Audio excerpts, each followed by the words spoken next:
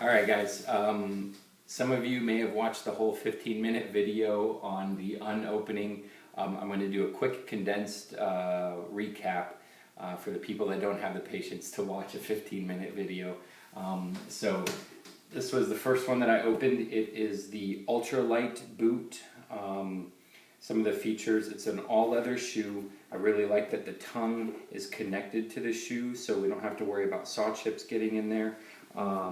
It has the rubber rand that goes around, all the way around the shoe. As far as stiffness is concerned, you can flex it a little, but this is a very stiff shoe.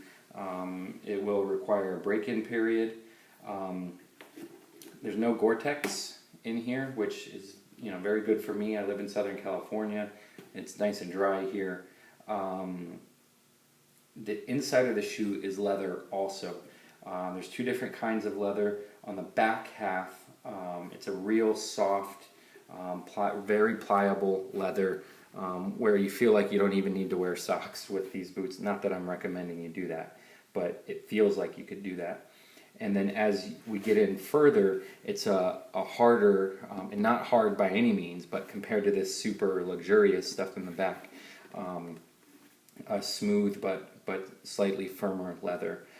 And then it's all leather or suede, I don't know, that kind of like soft, fuzzy, almost fuzzy leather at the top up here with a little bit of foam, so it feels nice and cushy. When you pinch down on the toes, you can compress it a little bit, but all in all, it looks like a really good boot. I think I'm going to be really happy with these. I bought 3 pair of them. 3 pair of boots, 2 different sizes of this one, and then 1 size of the next level up, which this is the ultralight. This one is the lightweight. And when I look at this boot, I would not refer to it as a lightweight boot. So I'd love to see what their next levels up, the medium and heavy duty, what they feel like. When I pinch down on this toe, I can barely compress it, and I'm giving it my all. When I try to flex the boot with 2 hands, I get barely any deflection, and if I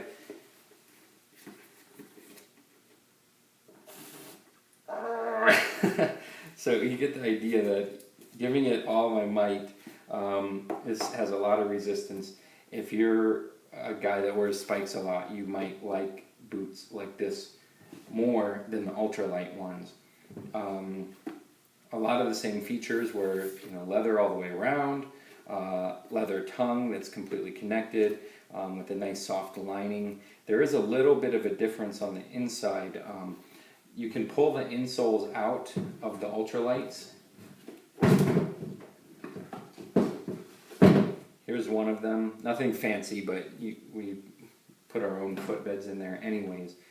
This one has a glued-in leather something or another in there that I think if you have orthotics or super feet insoles or anything like that, you can peel this out. It is glued in, but I can tell, I can peel the edge of it up, so I'm sure it would come right out if I wanted it to. So I think that's about it as a super duper fast recap of the two. Just feeling them in my hands. This one feels lighter. We'd have to pull out the scale and actually weigh them. But after putzing around with them for a little bit, I know that this is the level for me. Or if they made an ultralight, 1 step down from this, I bet I would even like that for my climbing. For those that are interested, what I normally wear is the Solo. These ones are about a year and a half. Excuse me. A Solo brand 520 GTX, leather all the way around, and after being very broken in, I can bend the shoe very well, but it started out, if I go to this store, it's about as stiff as this one, maybe not quite, where we can get a little bit of flex. So that just so you can see where I'm coming from, but we'll leave it at that. I normally do wear super feet insoles inside there, so those are going to end up in here. I think that's about it. So if you have any questions, just respond and we'll get the conversation going.